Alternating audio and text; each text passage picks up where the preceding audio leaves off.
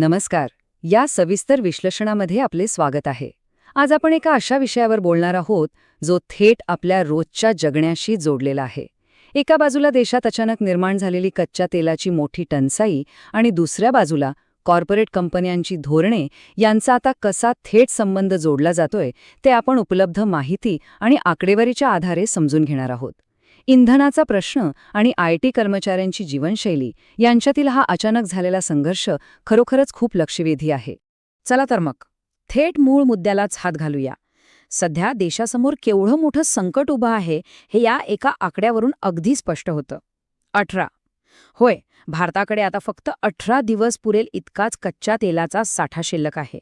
हा आकडा म्हणजे नुसती संख्या नाहीये, तर ती भविष्यात येऊ शकणाऱ्या एका मोठ्या संकटाची धोक्याची घंटा आहे.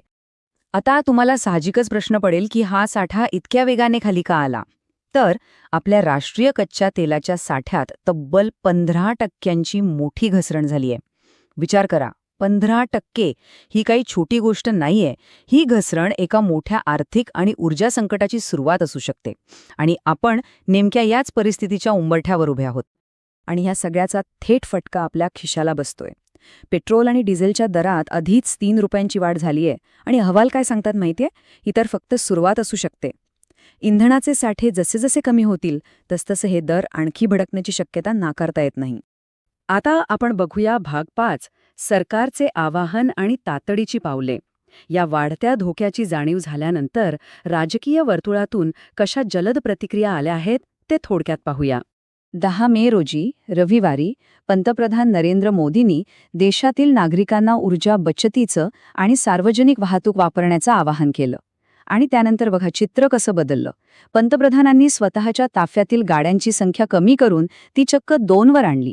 तिकडे महाराष्ट्राच्या मुख्यमंत्र्यांनी दुचाकीवरून प्रवास केला, तर बिहारचे मुख्यमंत्री पायी चालताना दिसले. ऊर्जा वाचवण्यासाठी हे अत्यंत प्रात्यक्षिक प्रयत्न होते. आणि हा मुद्दा इथं अगदी स्पष्टपणे दिसून येतो.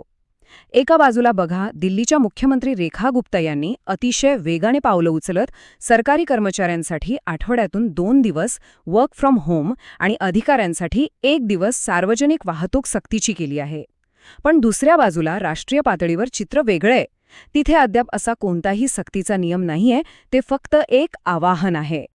पण हो, सरकारी कामकाजात डिजिटल पर्यायांचा वापर नक्कीच वाढतोय. सर्वोच्च न्यायालयाने आपल्या काही सुनावण्या व्हिडिओ कॉन्फरन्सिंगद्वारे घेण्याचं ठरवलंय. तसंच महाराष्ट्रातही मंत्र्यांना व्हर्च्युअल बैठका घेण्याच्या सूचना दिल्या गेल्या आहेत. प्रत्यक्ष प्रवासापेक्षा आता डिजिटल पर्यायांना गती मिळते हे यावरून सिद्ध होतंय. यानंतर येतो भाग 9, कॉर्पोरेट क्षेत्रातील ओढाताण. सरकारच्या या आवाहनामुळे आणि IT क्षेत्राच्या धोरणांमुळे निर्माण झालेल्या या संघर्षावर आता आपण नजर टाकूया. ही टाईमलाईन नीट बघा. कोविडच्या काळात सुरुवातीला IT कंपन्या वर्क फ्रॉम होम द्यायला टाळाटाळ करत होत्या. नंतर सवय झाली. पण 2024 येता येता इन्फोसिस आणि TCS सारख्या दिग्गजांनी रिटर्न टू ऑफिस अगदी सक्तीचं केलं. आणि त्यांचा प्लॅन काय होता? तर एप्रिल 2026 पर्यंत हा वर्क फ्रॉम ऑफिसचा पॅटर्न असाच कठोरपणे राबवायचा. पण आता या स्लाइडवरची ही सर्वात रंजक गोष्ट बघा. झोहोचे CEO श्रीधर वेंबू यांचं हे वक्तव्य खूप काही सांगून जातं. ते म्हणतात, आम्ही काही महिन्यांपूर्वीच पूर्णपणे वर्क फ्रॉम ऑफिस सुरू केलं होतं, पण पंतप्रधान मोदींच्या आवाहनानंतर आम्ही पुन्हा वर्क फ्रॉम होमकडे वळत आहोत. म्हणजे या राष्ट्रीय संकटाच्या काळात काही मोठे टेक लीडर्स आपली कडक धोरणं तातडीने बदलत आहेत. आता पाहूया भाग 12, IT कर्मचाऱ्यांची वर्क फ्रॉम होमची मागणी. सर्वच कंपन्या स्वतःहून पुढाकार घेत नसल्यामुळे आता प्रत्यक्ष कर्मचारी वर्ग काय करतोय ते पाहू. IT कर्मचाऱ्यांची एक मोठी संघटना असलेल्या नाईट्सने सरकारकडे चक्क एक अधिकृत मागणीच केली आहे. त्यांची मागणी अगदी स्पष्ट आहे. IT, ITES आणि ज्या सेवा पूर्णपणे डिजिटली दिल्या जाऊ शकतात अशा क्षेत्रांसाठी वर्क फ्रॉम होम तात्काळ बंधनकारक करा. फक्त आवाहनावर न थांबता आता ठोस आदेशांची गरज आहे असा त्यांचा आग्रह आहे. नेट्सचे अध्यक्ष ॲडव्होकेट हरप्रीत सिंग सलुजा यांचा हा युक्तिवाद अतिशय कळीचा आहे. ते म्हणतात, IT आणि BPO कंपन्यांनी कोविड काळात हे मॉडेल अत्यंत यशस्वीपणे चालवलं होतं. आपल्याकडे त्यासाठी लागणाऱ्या सर्व पायाभूत सुविधा आणि धोरणे आधीपासूनच आहेत. त्यामुळे आमची पूर्वतयारी नाही हे कारण आता कंपन्यांना देता येणार नाही.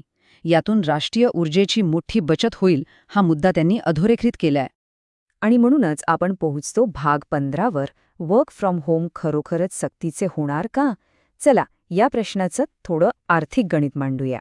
तर इथला सर्वात महत्त्वाचा मुद्दा असा आहे की UAE सोबत झालेल्या नव्या करारामुळे भारताचा कच्च्या तेलाचा पुरवठा नक्कीच वाढू शकतो. पण यामुळे रातोरात पेट्रोल डिझेलचे दर कमी होणार नाहीत. पुण्यातल्या IT हब्समध्ये सध्या कर्मचाऱ्यांना कार पुलिंगचा सल्ला दिला जातोय.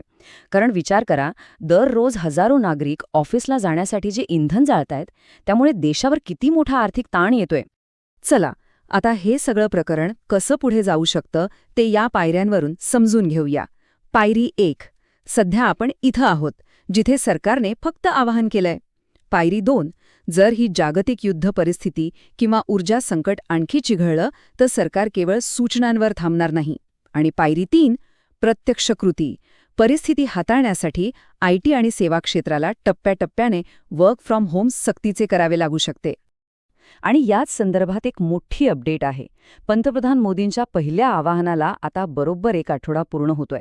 सूत्रांकडून मिळत असलेल्या माहितीनुसार या आवाहनाचा नेमका काय परिणाम झालाय आणि इंधनाचा वापर खरोखरच कमी झालाय का, याचा आढावा घेण्यासाठी पुढच्याच आठवड्यात एक मोठी उच्चस्तरीय बैठक आयोजित केली जाणार आहे. कदाचित याच बैठकीत अधिकृत नियमांबद्दल मोठा निर्णय घेतला जाईल. आणि या सर्व माहितीचा आढावा घेतल्यानंतर आता आपल्या शेवटचा पण सर्वात मोठा प्रश्न उभा राहतो. देशावरील हे ऊर्जा संकट जसजसं शिगेला पोहोचत चाललंय तसतसं सरकार खरोखरच पुन्हा एकदा वर्क फ्रॉम होम सक्तीचं करेल का? भविष्यातली ही धोरणं कशी असतील आणि कामाच्या स्वरूपात काय बदल पाहायला मिळतील हे पाहणं अत्यंत रंजक ठरणार आहे. या एका महत्त्वाच्या प्रश्नाचं आजचं हे सविस्तर विश्लेषण आपण इथेच थांबूया. माहिती समजून घेण्यासाठी वेळ दिल्याबद्दल खूप खूप धन्यवाद.